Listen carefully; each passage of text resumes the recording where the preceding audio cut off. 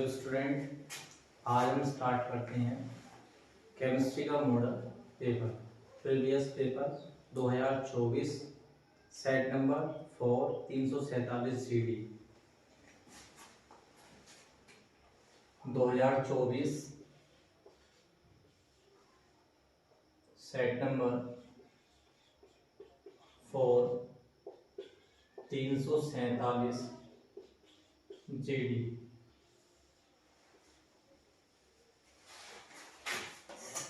देखिए पहला क्वेश्चन है हमारा, निम्नलिखित में से किसका पराशरण दाब सबसे कम है।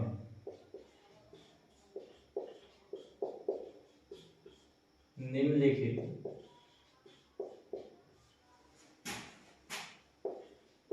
में से किसका पराशरण दाब सबसे कम होता है। देखिए चार ऑप्शन है हमारे पास। Option number 1 potassium chloride,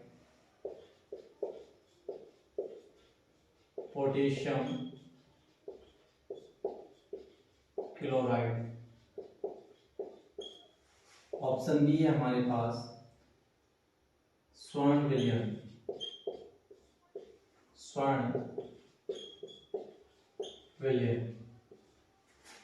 option C हमारे पास है मैग्नीशियम क्लोराइड MgCl2 विलयन। पोटेशियम क्लोराइड KCl स्वर्ण विलयन और मैग्नीशियम क्लोराइड। नंबर डी है हमारा 4 एल्यूमिनियम फॉस्फेट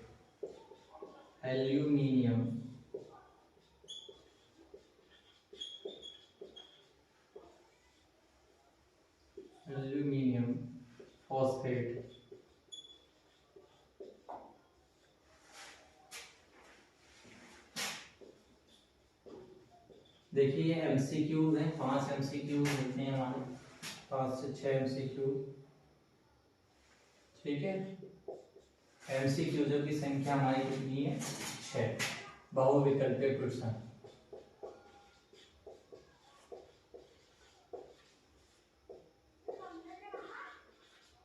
प्रश्नों की संख्या हमारी 6, 1 मार्क्स का ये होता है। तो हमसे कहा है निम्नलिखित में से किसका पराशरण दाब सबसे कम होता है। पहला ऑप्शन है पोटेशियम क्लोराइड KCl, दूसरा है हमारा स्वर्ण विलयन, तीसरा है MgCl2 विलयन, मैग्नीशियम क्लोराइड और नंबर 4 है हमारा एल्यूमिनियम फॉस्फेट विलयन। तो अगर हम चारों में देखते हैं तो सबसे ज्यादा स्वर्ण विलयन का पराशरण दाब क्या होता है, सबसे कम होता है। इन चार में सबसे कम पराशरण दाब किसका होता है, स्वर्ण विलयन का होता है। ऑप्शन नंबर 2 MCQ नंबर 2 है हमारा, निम्नलिखित में से अधिक अम्लीय है। आपको छांटना है कि अधिक अम्लीय कौन सा है। अधिक अम्लीय है, निम्न में से अधिक अम्लीय है। ऑप्शन ए H2O यानी कि जल, दूसरा है हमारा C6H5OH फिनॉल, ऑप्शन सी हमारे पास है एथिल अल्कोहल C2H5OH और नंबर 4 है हमारे पास ऑप्शन डी डाइमेथिल ईथर। क्या है, डाइमेथिल ईथर। ये हमारा जल है, ये हमारा फिनोल है, एरोमेटिक कंपाउंड है, ये हमारा एथिल अल्कोहल है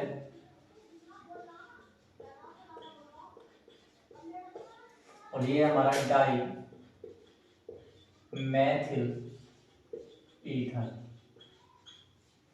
हमसे कहा गया क्वेश्चन अधिक अम्लीय कौन सा है। अगर इन चार ऑप्शन में देखते हैं तो अधिक अम्लीय ऑप्शन नंबर हमारा बी C6H5OH यानी कि फिनॉल हमारा अधिक अम्लीय पदार्थ है। नंबर गे फर्स्ट का गे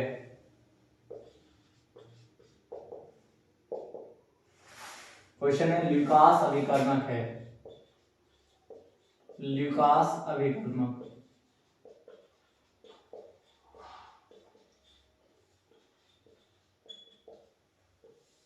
ल्यूकास टेस्ट एक अच्छा टेस्ट है जो अल्कोहल के उपयोग में या अल्कोहल को पहचानने में उपयोग में लाया जाता है। वास्तव में होता क्या है, सांद्र HCl, सांद्र ऑप्शन में लिख रहे हैं, सांद्र HCl व निर्जल, सांद्र HCl व निर्जल ZnCl2, ZnCl2 का मिश्रण क्या होता है, सांद्र HCl व सांद्र HCl यानी कि हाइड्रोक्लोरिक व Zn वो भी कैसा, निर्जल, ZnCl2 का मिश्रण क्या कहलाता है, ल्यूकास अभिकर्मक कहलाता है। अल्कोहल का टेस्ट है घेर ऑप्शन, क्वेश्चन नंबर फर्स्ट का घेर, एस्टल्डिहाइड CH3CHO, एस्टल्डिहाइड नाम है इसका एसिटाल्डिहाइड,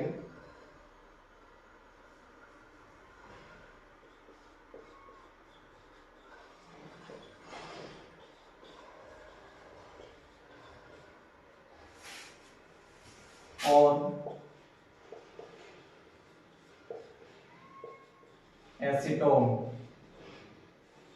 CH3COCH3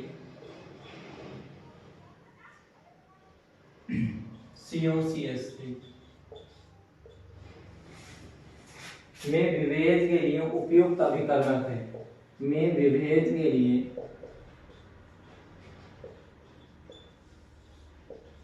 लिए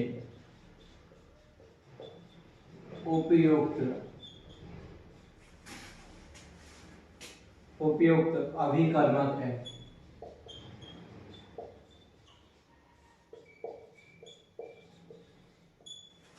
ऑप्शन है, फर्स्ट ऑप्शन है आपके पास हिंग्सवर्थ अभिकर्मक,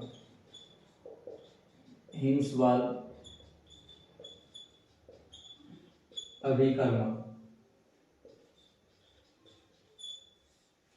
ऑप्शन बी हमारे पास है सिफ अभिकर्मक,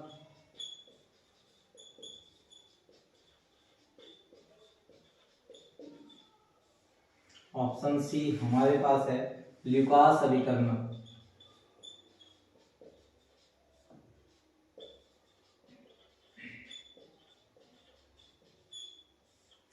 ऑप्शन डी हमारे पास है इनमें से कोई नहीं।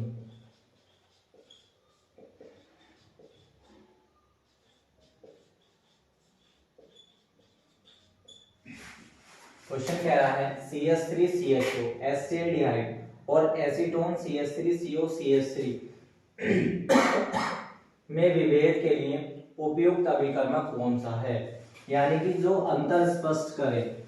हिंग्सवर्थ अभिकर्मक नहीं, कौन सा है, ल्यूकास अल्कोहल का है टेस्ट, ये भी विभेद नहीं दर्शाता, इनमें से ऑप्शन नहीं है, तो ऑप्शन नंबर कौन सा, सिफ अभिकर्मक। दोनों में क्या है, अंतर स्पष्ट करता है। सॉल्यूशन क्या है इसका, सिफ अभिकर्मक क्या करता है, सिफ अभिकर्मक CH3CHO और एसीटोन में अंतर स्पष्ट करता है, विभेद स्पष्ट करता है। और कौन कौन करते हैं, जैसे हमारे पास होता है टोलेन अभिकर्मक, टोलेन अभिकर्मक, टोलेन अभिकर्मक क्या होता है हमारे पास, Ag2O, इसको बोलते हैं टोलेन अभिकर्मक, यानी कि सिल्वर का बना हुआ रिजेंट क्या कहलाता है, टोलेन अभिकर्मक कहलाता है। इसका टेस्ट अगर CH3CHO और किसके रेस्पेक्ट में यदि हम देखते हैं, टोलेन अभिकर्मक हमारे पास है, हम यहाँ डाल रहे हैं टोलेन अभिकर्मक, दूसरा टेस्ट हम यहाँ डाल दें कि रिजल्ट कौन देगा, और आ गया हमारा आयोडोफॉर्म टेस्ट, आयोडोफॉर्म टेस्ट, एक हमारा फेलिंग विलियन, इसे हम बोलते हैं क्यूप्रिक ऑक्साइड या कॉपर सेकंड ऑक्साइड। तीसरा हम ले सकते हैं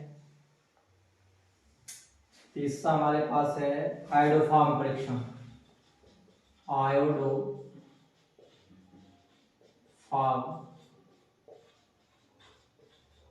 परीक्षण, आयोडोफॉर्म परीक्षण टेस्ट। हम अंतर किसके बीच देख रहे हैं? CH3CHO एस्टेरिडाइड और CH3CO यानी कि एसीटोन। हम देखना चाह रहे हैं कि इसके बीच रिजल्ट कौन देता है। अगर हम टोलेन अभिकर्मक में देखते हैं तो टोलेन अभिकर्मक रजत दर्पण देता है। क्या देता है? रजत दर्पण। टोलेन अभिकर्मक CH3CHO एस्टेरिडाइड के साथ अभिक्रिया करने के पश्चात रजत दर्पण देता है यानी कि Ag। एसीटोन के साथ क्या करता है? नो रिएक्शन, कोई प्रतिक्रिया, कोई अभिक्रिया नहीं करता है। कौन? टोलेन अभिकर्मक। अगर हम फेलिन विलयन CO के साथ देखते हैं तो फेलिन विलयन क्या करता है? लाल रंग का अवक्षेप देता है। लाल रंग का अवक्षेप जो कॉपर फर्स्ट ऑक्साइड होता है CO2 अवक्षेप देता है। तो फेलिन विलयन कीटोन के साथ क्या प्रतिक्रिया करता है? नो रिएक्शन, कोई प्रतिक्रिया नहीं देता है। तीसरा क्या है? आयोडोफॉर्म परीक्षण। तो आयोडोफॉर्म परीक्षण आपका एसीटोन देता है। ये टेस्ट क्या देता है? टेस्ट CH3CHO आयोडोफॉर्म परीक्षण देता है। तो कहते हैं कि यस कर लो, यानी कि ये टेस्ट क्या है? कंफर्म करता है आयोडोफॉर्म टेस्ट को। और आयोडोफॉर्म परीक्षण कौन नहीं देता? तो आपको पता है आयोडोफॉर्म परीक्षण कौन नहीं देता? कीटोन नहीं देता है। क्या लिखते हैं? No reaction. एक बार पुनः हम देखते हैं क्वेश्चन नंबर पहला बहुविकल्पीय निम्नलिखित में से किसका पराशर दाब सबसे कम होता है? तो आंसर है हमारा स्वर्ण विलयन का। इन चार ऑप्शन में ऑप्शन है हमारा स्वर्ण विलयन का पराशर दाब सबसे कम होता है। दूसरा क्वेश्चन है अधिक अम्लीय है H2O, C6H5OH phenol, C2H5OH ethyl alcohol और CH3O CH3 डाइमेथिल ईथर। तो ऑप्शन हमारा बी है, फिनोल अधिक अम्लीय होता है। अगला है ल्यूकास अभिकर्मक है। ल्यूकास अभिकर्मक एक अल्कोहल टेस्ट है जो 1 डिग्री 2 डिग्री 3 डिग्री अल्कोहल को की जानकारी देता है। मिश्रण क्या होता है? सांद्र HCl व निर्जल ZnCl2 का मिश्रण ल्यूकास अभिकर्मक कहलाता है। जब HCl और सांद्र HCl और ZnCl2 को 1:1 के अनुपात में मिलाया जाता है तो हमें ल्यूकास अभिकर्मक प्राप्त होता है। फर्स्ट का गया है CH3CHO जिसे बोलते हैं एस्टेरिडाइड और एसीटोन CH3CO CH3 में विभेद के लिए उपयुक्त अभिकर्मक कौन सा है? इन चार में देखना है कि कौन सा विभेद दे सकता है। अंतर स्पष्ट करना है कि कौन अलग अलग टेस्ट दे सकते हैं। इन स्वर अभिकर्मक दोनों में विभेद स्पष्ट नहीं करता है। अगला है हमारा ल्यूकास अभिकर्मक CH3CHO एस्टेरिडाइड और एसीटोन के बीच नहीं करता है। अगला है हमारा इनमें से कोई नहीं, ऑप्शन गलत है। सिर्फ अभिकर्मक, तो सिर्फ अभिकर्मक क्या है? ये दोनों में अंतर स्पष्ट करता है। सिर्फ अभिकर्मक दोनों में एस्टेरिडाइड और एसीटोन में अंतर स्पष्ट करता है। इसके अलावा कौन और अंतर स्पष्ट करते हैं? तो आंसर के लिए देख सकते हैं टोलेन अभिकर्मक एस्टेरिडाइड में रजत दर्पण देता है परंतु टोलेन अभिकर्मक एसीटोन से अभिक्रिया नहीं करता है। दूसरा है फेलिन विलयन CO कॉपर क्यूप्रिक ऑक्साइड जो लाल अवक्षेप देता है। क्या देता है? लाल अवक्षेप देता है। किसके साथ अभिक्रिया करने पर? एसीटोन के साथ। किसके साथ अभिक्रिया करने? सॉरी, एल्डिहाइड के साथ अभिक्रिया करने पर लाल अवक्षेप देता है। तो फेलिन विलयन एसीटोन के साथ अभिक्रिया नहीं करता है। तीसरा है हमारा आयोडोफॉर्म परीक्षण। आयोडोफॉर्म परीक्षण एसिटेल्डिहाइड आयोडोफॉर्म परीक्षण देता है और एसीटोन आयोडोफॉर्म परीक्षण नहीं देता है। अब बात करते हैं फेलिन विलयन लाल अवक्षेप क्यों देता है। फेलिन विलयन लाल अवक्षेप इसलिए देता है क्योंकि cupric oxide copper second oxide की कंडीशन में जब ऊर्जा बैंड को देखा जाता है तो उनमें गैप ज्यादा होता है। ऊर्जा बैंड गैप के होने के कारण सभी रंगों को अवशोषित कर लिया जाता है केवल और केवल लाल रंग को छोड़कर। इसलिए विलयन का रंग लाल प्राप्त होता है। आप नोट करिए 1-2 मिनट इसको।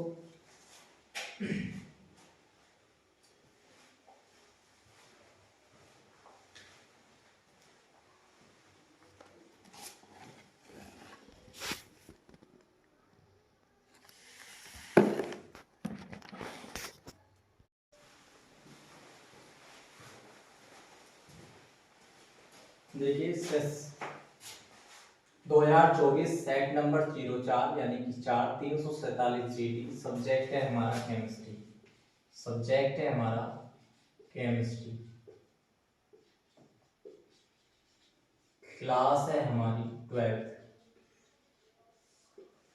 क्लास है हमारी 12th। Previous paper unsold paper है 2024 की। क्वेश्चन नंबर 2 का पहला प्रश्न, 20 डिग्री सेंटीग्रेड पर किसी पदार्थ के 45 ग्राम प्रति लीटर विलयन का पराशरण दाब 3.2 वायुमंडल है। ये पराशरण दाब दे रखा है, तो पराशरण दाब कितना है 3.2 वायुमंडल, और पदार्थ के 45 ग्राम प्रति लीटर यानी कि सांद्रता दे दी है। विलयन का पराशरण दाब 3.2 वायुमंडल है। विलयन स्थान की गणना कीजिए, यानी कि S या R के मान की गणना करनी है। पदार्थ का आणविक द्रव्यमान 342 दे रखा है। W बराबर यहाँ पर है, ये ग्राम प्रति लीटर है, तो ये सांद्रता है, सांद्रता बोलते हैं, तो C यानी कि कितनी है 45 ग्राम प्रति लीटर। कितनी है 45 ग्राम प्रति लीटर। पराशरण दाब P 3.2 वायुमंडल। S या R दोनों एक ही हैं, S सॉल्यूशन स्थिरांक है यानी कि विलयन स्थिरांक है, तो M बराबर 342। हम जानते हैं चूंकि P इज इक्वल टू होता है CST। P is equal to होता है CST। P क्या है दाब है, C क्या सांद्रता, S क्या है, S होता है जो S है, S का मान दे रखा है आपको, ये गणना करनी है, और T आपके लिए 20 डिग्री सेंटीग्रेड है। कितना है T is equal to 20 degree centigrade, और आप जानते हैं केल्विन में बदलेंगे तो 20 प्लस 273.15 होता है, इसलिए हम बस 273 ही लगाएंगे, तो ये हो जाएगा 293 केल्विन। 293 ऐड करेंगे तो 293 केल्विन। टेम्परेचर कितना हो गया 293, 293 केल्विन हो जाएगा। तो P is equal to CST। अब C क्या होता है W/M, ग्राम प्रति लीटर क्वांटिटी है, तो इसे हम, इसका अनुभार होता है 342। टोटल अगर निकालते हैं सांद्रता को तो ग्राम प्रति लीटर, तो यहाँ से C यानी कि हमें P ज्ञात करना है, PS ज्ञात करना है, तो P is equal to CST, और यहाँ पर S को नहीं छोड़ेंगे, तो S इज इक्वल टू हो जाएगा P/CT। तो S is equal to P का मान कितना हमारे पास, P का मान हमारे पास है 3.2। C का मान हमारे 45 को अनुभार से भाग करते हैं 342 गुणा, T का मान है 293, तो S बराबर 242, 342 ऊपर चला जाएगा, 3.2 मल्टीप्लाई 342 अपॉन 45 मल्टीप्लाई 293। आप इसको सोल्व कर लेना, ठीक है, आंसर आपको मिल जाएगा। वायुमंडल लीटर वायुमंडल प्रति डिग्री या केल्विन इनवर्स, केल्विन प्रति डिग्री प्रति मोल, मोल इनवर्स केल्विन इनवर्स। आपको R का मान मिल जाएगा या S का मान आपको प्रोवाइड हो जाएगा। अगला है हमारा क्वेश्चन, इसी क्रम में अगला क्वेश्चन है हमारा 2 का है। पहला है ये 298 केल्विन, 298 केल्विन पर 0.20 M मोलरता दे रखी है, 0.20 M KCl। विलयन की चालकता, विलयन की चालकता, विलयन की चालकता विलयन की चालकता 0 दशमलव विलयन की चालकता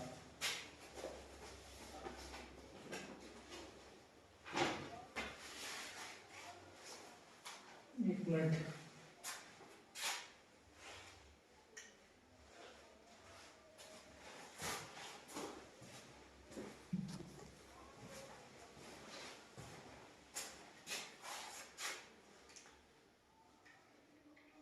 298 केल्विन पर दे रखा है इसने, तो 298 केल्विन पर 0.20 एमकेसीएल विलयन की चालकता 0.0248 सीमेंस सेंटीमीटर इनवर्स।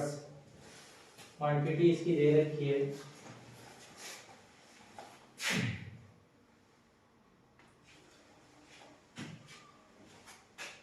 चालकता 0.0248 सीमेंस सेंटीमीटर इनवर्स है। इसकी मोलर चालकता ज्ञात कीजिए। इसकी मोलर चालकता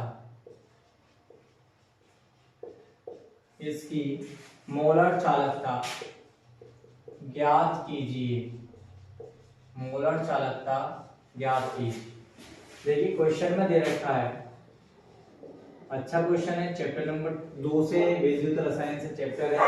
इसमें दे रखा 298 केल्विन पर 0.20 एम केसीएल। ये क्या है? चालकता, ये सांद्रता दे रखी है, यानी जो एम है मोलरता का मान 0.20 दे रखा है। केसीएल विलयन की चालकता, चालकता यानी कि कप्पा। अब विशिष्ट चालकता कप्पा इज इक्वल टू आपको गिवन है 0.0248 सीमेंस सेंटीमीटर इनवर्स। इसकी मोलर चालकता ज्ञात कीजिए।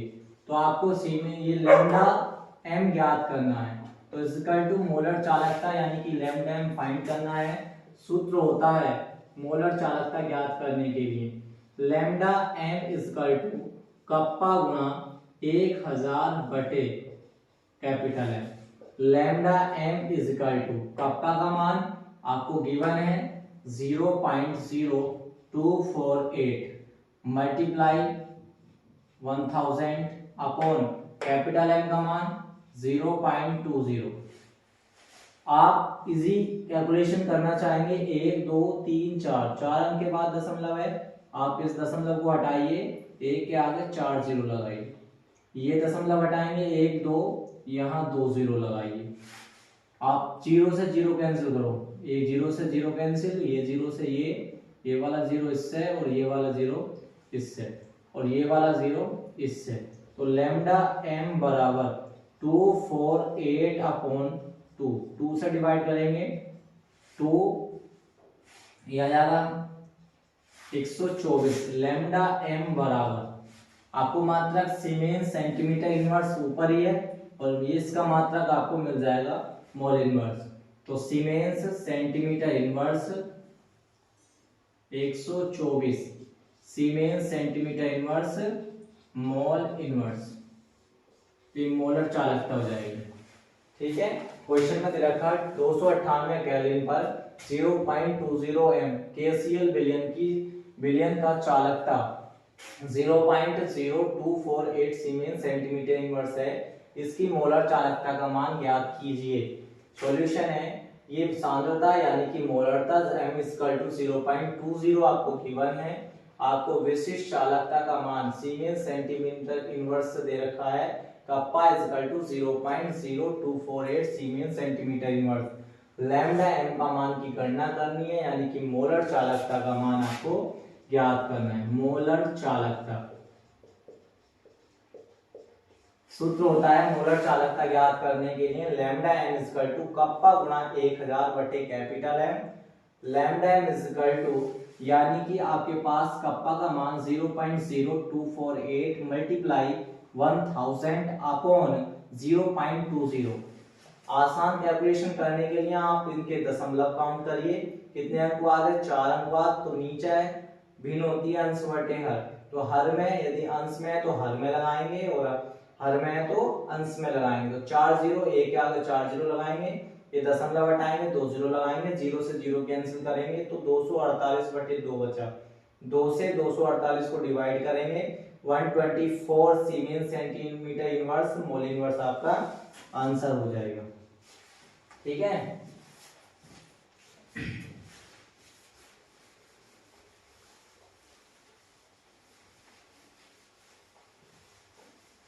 हम न्यूमेरिकल पोर्शन सोल्व करेंगे। इसके इसी क्रम में अगला क्वेश्चन हमारा है, शून्य कोटि अभिक्रिया के लिए वेग तथा वेग स्थान के मात्रक, या आप कर सकते हैं। ठीक है, शून्य कोटि के लिए वेग और वेग स्थान के मात्रक आप निकाल सकते हैं।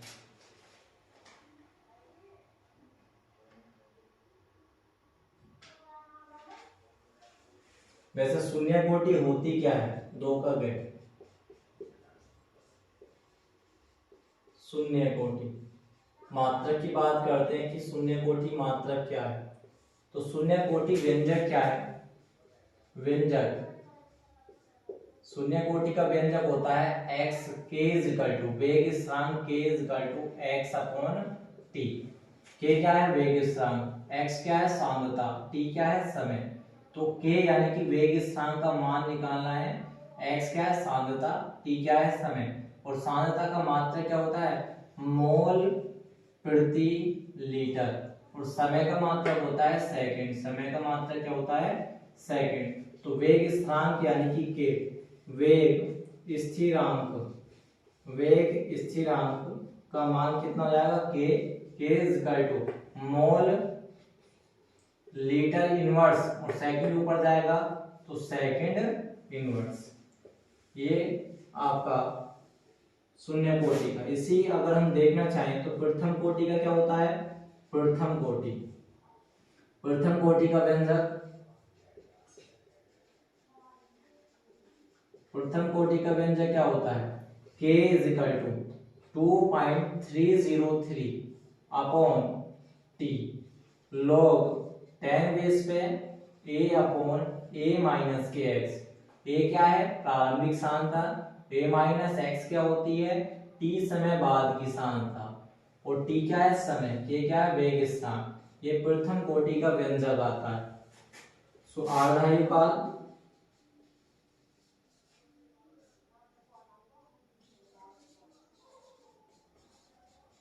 प्रथम कोटि का अर्धायुकाल क्या होता है, तो k equal to 0.693 upon t1/2।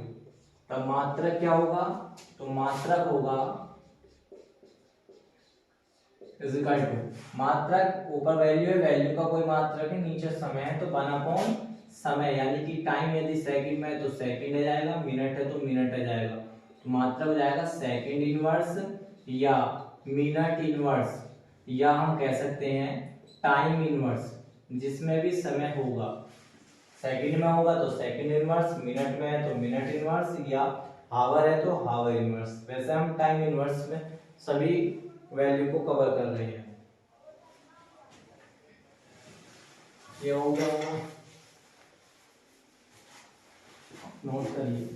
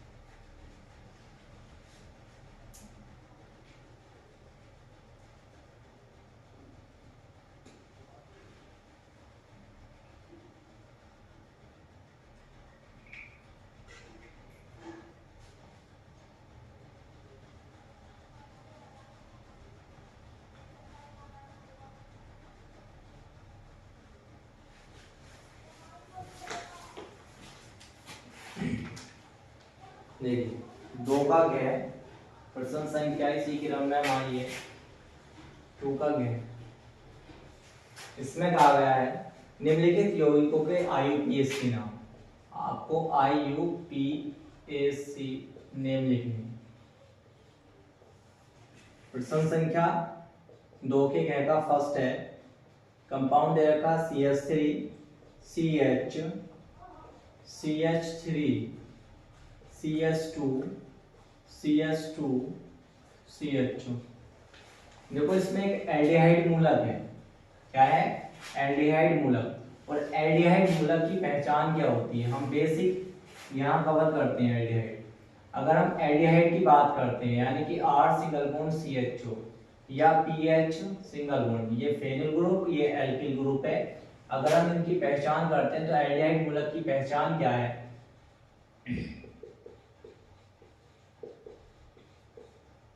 Aldehyde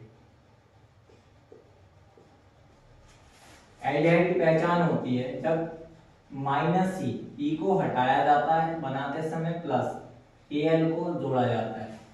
minus ई को रिप्लेस किया जाएगा, Al को जोड़ा जाएगा। फॉर सपोज दैट केस प्रकार, जैसे CH3, हम पहले इसको स्ट्रक्चर बना लें, आसान हो जाता है स्ट्रक्चर बनाना। CH3 सिंगल बॉन्ड CH, और ये CH पर लगा हुआ है CH3, और ये सिंगल बॉन्ड CH2, अगला single bond CH2, single bond CH2। हमने इस चेन को ओपन कर लिया, और ओपन कर हम देखते हैं, काउंटिंग नियम कहता है IUPAC बनाते समय हम कार्बन की गिनती उधर से करेंगे जिधर से कार्बन चेन लंबी हो। नंबर 2 पॉइंट कहता है हम कार्बन की गिनती उधर से करेंगे जिधर से क्रियात्मक समूह पास पड़े। अगर हम क्रियात्मक समूह को देखते हैं तो यहां से 1 2 3 4 5, तो कार्बन नंबर कितने पड़े हैं हमारे पास? 5। क्रियात्मक समूह कौन से नंबर पे है? पहले नंबर पे। तो क्रम ये सही है, तो नाम क्या हो जाएगा? 4 नंबर पर आ रहा CH3, और जब 4 अगर CH3 आपका क्रियात्मक समूह है तो आप इसे मैथिल लिखते हैं। क्या लिखते हैं? मैथिल। यदि C2H5 आ रहा है तो इसी क्रम में वो एथिल हो जाएगा। C3H7 आ रहा है तो वो प्रोपिल हो जाएगा। तो आपके पास है CH3, तो नंबर ऑफ 4 है, तो 4 मैथिल, 4 मैथिल। अब कितने ग्रुप हैं? नंबर ऑफ कार्बन कितने हैं आपके पास? मैक्सिमम 5। 5 के लिए पेंट, एल्केन के मूलक के लिए एन, और प्लस मैंने बताया था प्लस CHO के लिए क्या लगते हैं? Al। अगर हम इसे ओपन करके बनाए बिल्कुल, तो pent number of carbon 5 carbon के पेंट, प्लस एल्केन के लिए ANE प्लस और Al, तो 4 मैथिल, 4 मैथिल पेंट। और यहाँ पर ए वोबिल जो है, ई वोबिल को रिप्लेस कर देगा तो ANAL, तो 4 मैथिल पेंटेनल। क्या हो जाएगा? पेंटेनल। अगला हमारा है 2 के घ का सेकंड। अगला दे रखा है CH3 CO CH2 CO CH3। ठीक है, ऐसा ओपन करते हैं। CH3 single bond C, structure draw करेंगे पहले। CH3 single bond C, double bond O। यहाँ बैलेंसी 1 2 3 और 1 4। हम पहले बैलेंसी को चेक कर लें स्ट्रक्चर में। अगर कार्बन की वैलेंसी 4 बैठ रही है तो हमारा स्ट्रक्चर बनाया गया सही है। अगर 4 वैलेंसी नहीं बैठ रही है तो वो स्ट्रक्चर हमारा गलत है। जैसे इस स्ट्रक्चर को ओपन करते हैं, CH3 single bond C, double bond oxygen को लेते हैं, single bond CH2, single bond C, double bond O, single bond CH3। अब हमारे पास क्रियात्मक समूह हमें देखना है, पास पढ़ना चाहिए, और पास के साथ कार्बन की लंबी चेन होनी चाहिए। ये कीटोन समूह है। कौन सा ग्रुप है? कीटोन। ये एल्डिहाइड था। दूसरा ग्रुप है हमारे पास कीटोन। कीटोन ग्रुप क्या होता है? ये कीटोन होता है। और कीटोन की पहचान क्या होती है? कीटोन में ई को हटाया जाता है और ONE को ऐड किया जाता है। ई को हटाकर क्या ऐड कर दिया जाता है? ONE ऐड कर दिया जाता है। अगर यहां से काउंटिंग करते हैं, first, second, third, fourth, fifth, अब आप देखते हैं इसमें इस स्ट्रक्चर में दो कीटोन समूह है, एक दूसरे नंबर पर और कौन से फोर्थ नंबर पर। तो हमारे पास 1 2 3 4 5 नंबर ऑफ कार्बन है 5। हम बनाएंगे 5 के लिए पेंट। दूसरे और चौथे नंबर 2,4 लगा दीजिए। 2 दूसरे नंबर पे है और अगला कौन से पे है 4 नंबर पे है, तो 2,4। अब एक जैसे ग्रुप है तो डाई, और अभी बताया CO कीटोन ग्रुप के लिए क्या ऐड कर दें, केवल और केवल ONe। तो पेंट 2,4 डाई ऑन इसका सही आंसर होगा। कर लीजिए।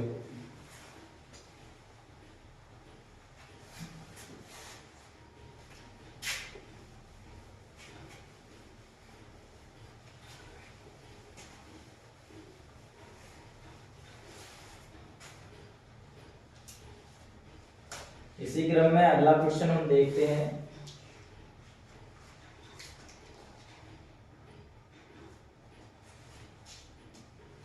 देखिए 3 का क्या है, एक गैसीय अभिक्रिया। क्वेश्चन है एक गैसीय अभिक्रिया, एक गैसीय अभिक्रिया के वेग को आधा किया जाता है, के वेग को आधा किया जाता है।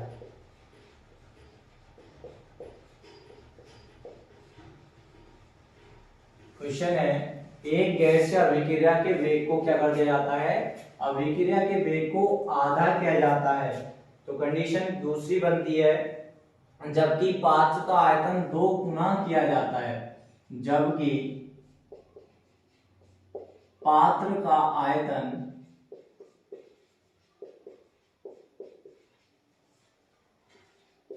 2 गुना किया जाता है। पात्र का आयतन 2 गुना किया जाता है। तो अभिक्रिया की कोटि ज्ञात कीजिए। तो अभिक्रिया की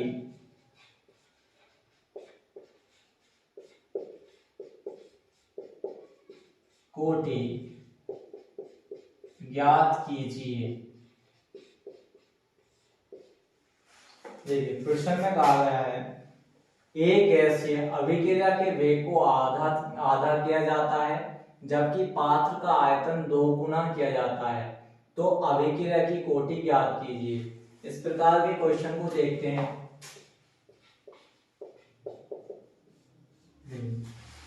अब चूंकि अभिक्रिया का वेग होता क्या है, अभिक्रिया का वेग होता है R, जो क्या होता है समानुपाती होता है किसके, अभिक्रिया का वेग समानुपाती होता है अभिकारक की सांद्रता के, घात के समानुपाती होता है। अगर इसे R को हटा दिया जाए तो बराबर होगा K कांस्टेंट। R समानुपाती यानी K कांस्टेंट किसके, यदि सांद्रता, और सांद्रता की घात मान ली कितनी, N के समानुपाती होता है।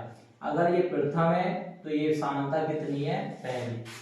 सूत्र क्या होता है, अभिक्रिया वे सांद्रता की घात, या हम ऐसे एग्जांपल को मान सकते हैं suppose that A is equal to या R is equal to P कोई रासायनिक समीकरण है, R is equal to P कोई रासायनिक समीकरण है। तो यदि हमें अभिक्रिया का वेग निकालना तो R समानुपाती होता है किसके, रिएक्टेंट की घात, यानी कि R यानी कि रिएक्टेंट अभिकारक की घात के समानुपाती होता है। तो R इज इक्वल टू, अब यहां से K कांस्टेंट है और R इसकी पावर n। इसी प्रकार हमने R1 यानी कि हमने तुलना करनी है R1 बराबर KC1 यानी कि सांद्रता रिएक्टेंट, और पावर कितनी n, क्योंकि हमें क्या निकालनी है, कोटि निकालनी है। कोटि क्या होती है, घातों की हम योग कर लेते हैं तो कोटि फाइंड कर सकते हैं। तो R1 is equal to KC1 की पावर n। इसी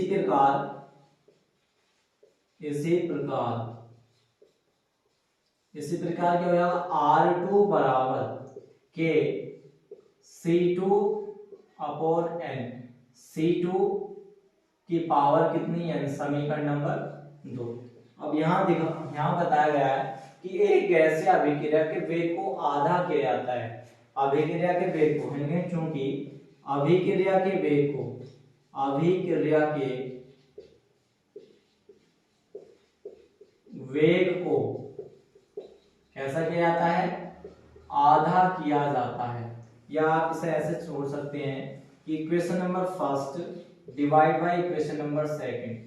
तो यहां से मिलेगा r1 अपॉन r2 और इक्वल टू k अपॉन ये c1n और यहाँ k c2 की पावर n, k से k r1 बटे r2 और इक्वल टू ये बन जाएगा आपका c1 बटे c2 और दोनों की पावर n। Equation number 3। अब हम लिख सकते हैं, अब हम दर्शा सकते हैं कि अभिक्रिया के वेग को आधा किया जाता है तो पात्र का आयतन 2 गुना हो जाता है। अगर ये कंडीशन होती है, इफ अगर ऐसा होता है तो प्रभाव क्या पड़ता है कि R2 प्रारंभिक सांद्रता यानी कि प्रारंभिक वेग का कितना हो जाएगा, आधा।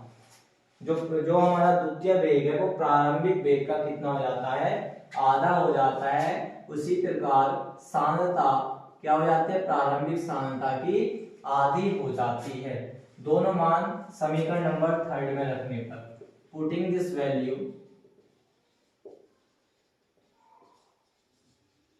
इक्वेशन नंबर 3, इक्वेशन नंबर 3 है r1 upon r2, r1 upon r2 is equal to c1 upon c2 की पावर n।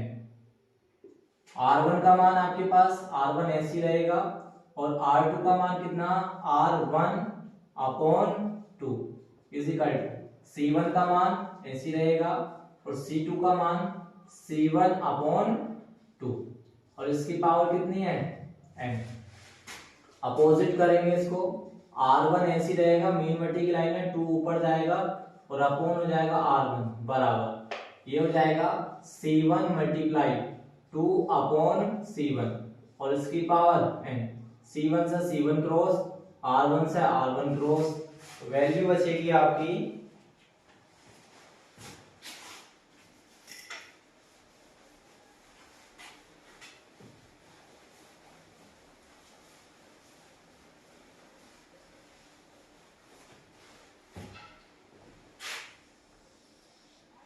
ये बना आपका r1 multiply 2 upon r1 equal to c1 multiply 2 upon c1। c1 से c1 कैंसिल, r1 से r1 cancel, तो इधर बचा आपका 2। ये बचेगा आपका 2 और इक्वल टू यहां से बचेगा 2 की पावर n, 2 की पावर n। इधर 2 की पावर कितनी है, 1। तो यानी कि चूंकि आधारों की तुलना करने पर, आधारों की तुलना करने पर, जब आप तुलना करेंगे आधारों की तो n का मान कितना हो जाएगा, n बराबर 1। तो अतः करके लिख देंगे, अतः गैसीय अभिक्रिया के वेग को आधा किया जाता है जबकि पात्र का आयतन 2 गुना हो जाता है, तब कोटि का मान 1 होगा। तब कोटि कितनी हो जाएगी, 1। तब कोटि का मान कितना होगा, 1। यही आंसर है। ठीक है, समझ में आया नहीं?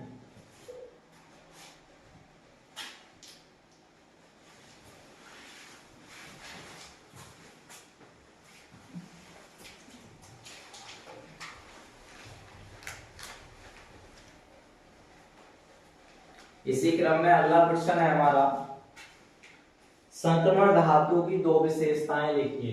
संक्रमण धातु की विशेषता आप जानते हैं, 3 का ख।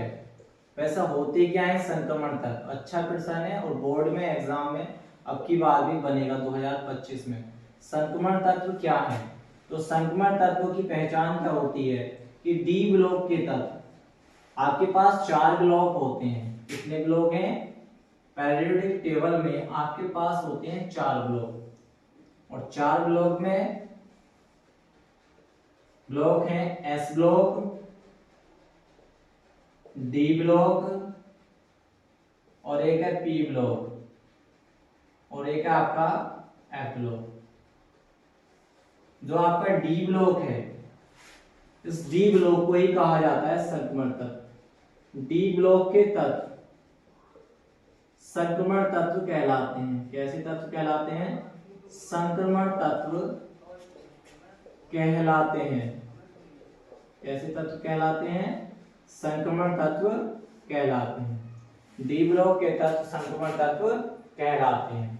और डी ब्लॉक के तत्व को और क्या प्रदर्शित करते हैं? डी ब्लॉक के तत्व चुंबकीय अनुचुंबकीय व्यवहार प्रदर्शित करते हैं। डी ब्लॉक के तत्व अनुचुंबकीय व्यवहार व परिवर्तित ऑक्सीकरण अवस्था या संख्या प्रदर्शित करते हैं।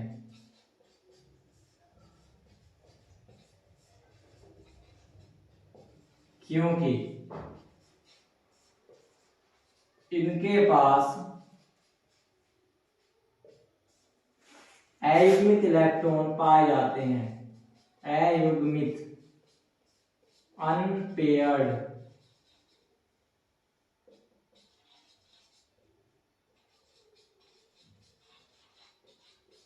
पाए जाते हैं।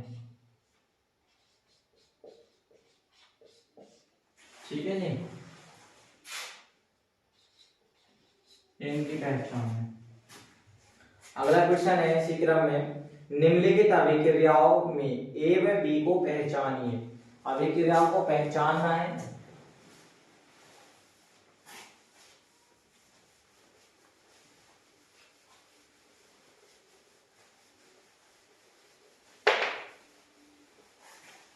मार्कर में निकले हैं।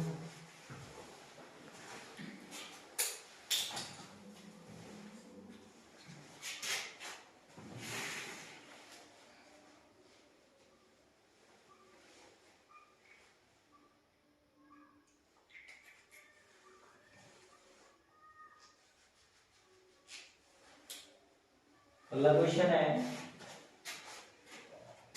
3 का ग, कह रहा है निम्नलिखित अभिक्रियाओं को यानी कि रिएक्शन को आपको कंप्लीट करना है और ए आपको फाइंड करना है, वी आपको फाइंड करना है। क्वेश्चन है CH3CONS2, ठीक है, मेथिनामाइड एथिनामाइड है, एमाइड ग्रुप है, P2O5 फास्फोरस पेंटाऑक्साइड, हीट करेंगे तो ए क्या प्राप्त होता है। अगला है जब आप अपचयन कराएंगे SN और HCl की प्रेजेंस में तो आपको क्या प्राप्त होगा भी। एक 2 नंबर का क्वेश्चन है आपके लिए, सॉल्यूशन है इसका। देखो ये एक एमाइड ग्रुप है, CONS2 ग्रुप एमाइड ग्रुप है और एमाइड ग्रुप के साथ अपचयन दिखाना है CH3CONS2, CH3CONS2 एमाइड ग्रुप है। जब आप P2O5 की प्रेजेंस में फास्फोरस पेंटाऑक्साइड की प्रेजेंस में हीट करते हैं तो ये हाइड्रोजन और जल ऑक्सीजन आपस में क्रिया कर जल बनाते हैं। क्या बनाते हैं? H2O। और बचता क्या है? CH3CN, तो CH3CN मेथिल साइनाइड मिलेगा। क्या मिलेगा? मेथिल साइनाइड, ए प्रोडक्ट। बाद में कह रहा है जब मेथिल साइनाइड ए का अपचयन किया जाएगा CH3CN, जब मेथिल साइनाइड का क्या कराएंगे? अपचयन। कितने 4 पार्ट से अपचयन करा रहे हैं इसके साथ SN और HCl की प्रेजेंस में। ये ए पार्ट की रिएक्शन करानी है। जब इसके साथ अपचयन करता है तो CH3, यहां पर CH3 हमारे पास है, ठीक है, CH3 हमारे पास है, N हमारे पास है और C, ये CH3 हो गया, CH फंक्शन बन जाएगा CH3।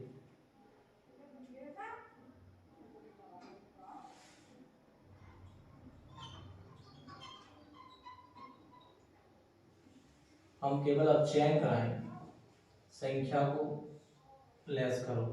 प्लस क्या कराएंगे, अपचयन। और जब अपचयन कराएंगे तो CH3Cl मेथिल साइनाइड CH3Cl अभिक्रिया करने पर CH3CH डबल बॉन्ड NH 3 4 5, ठीक है।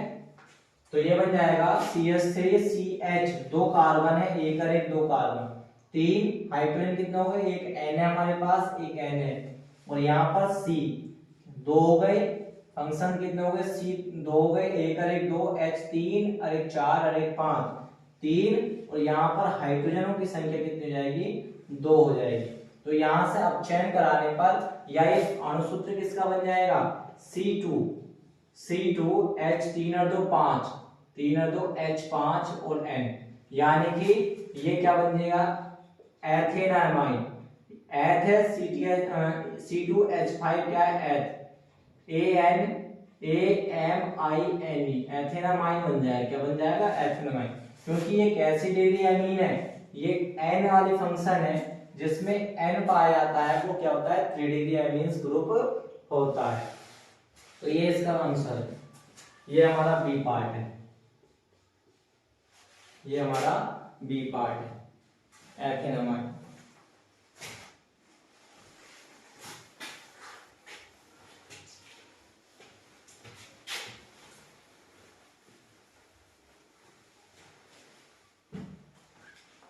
अगला प्रश्न है न्यूक्लिक अम्ल क्या है, अच्छा प्रश्न है, देखो न्यूक्लिक अम्ल,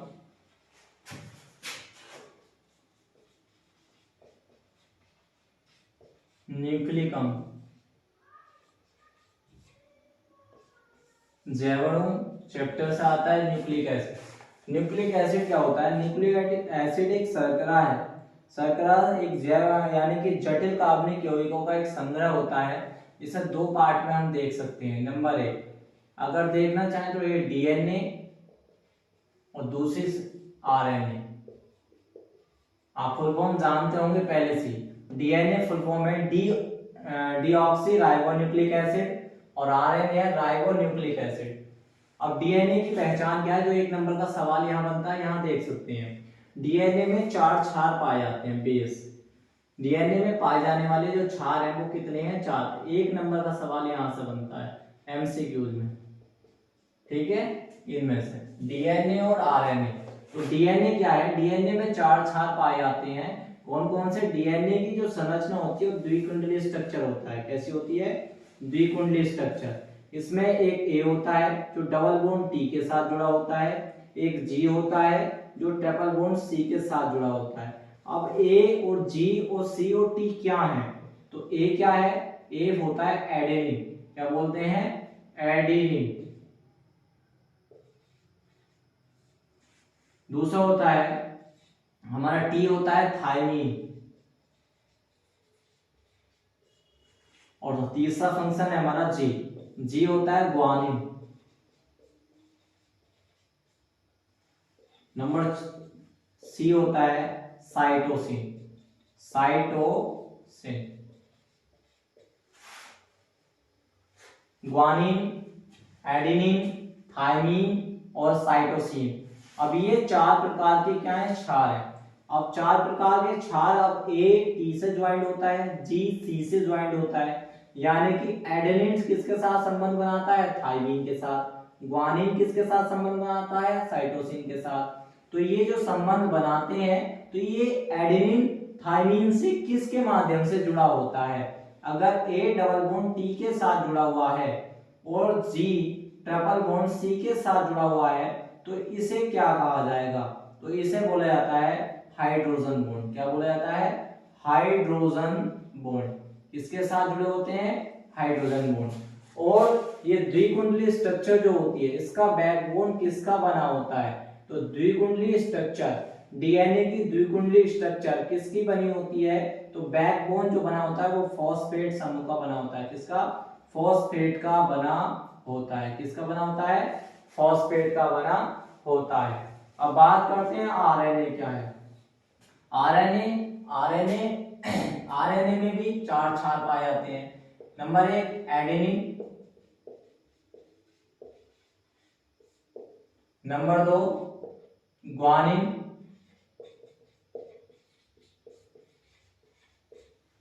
नंबर 3 साइटोसिन,